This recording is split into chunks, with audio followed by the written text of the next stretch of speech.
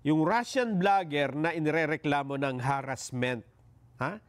Oo, dahil sa paggawa nito ng content habang ito'y nasa Pilipinas. Inaresto ho siya ng PNP CIDG. Ayun, diyan sa isang hotel sa Pasay City kahapon. At batay ho sa ulat, hindi ho kasi maganda talaga yung ginagawa nito. Yes, yung content niya ay hindi nagustuhan yung kanyang ginagawa. Ruso pala ito, Russian. Si Vitaly Strovetsky.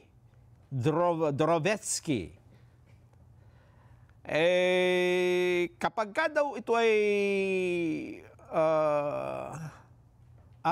inaresto habang nagla-livestream sa Bonifacio Global City.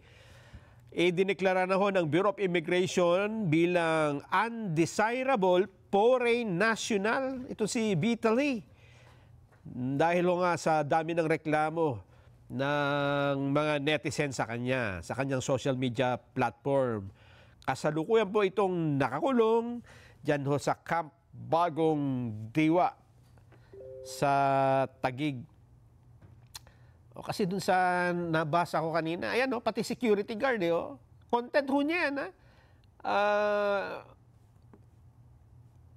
inaabala niya yung mga nagtatrabaho pati yung mga namamasyal dyan, inaagawan niya ng mga gamit.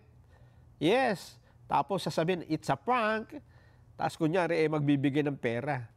Talaga naman, oo. Mamaya, baka makapanem din ho natin ng Bureau of Immigration, at malaman natin ang gagawin dyan sa dayuhan na yan. At sa iba pang mga kasong kinakaharap ngayon, hinahawakan ng immigration.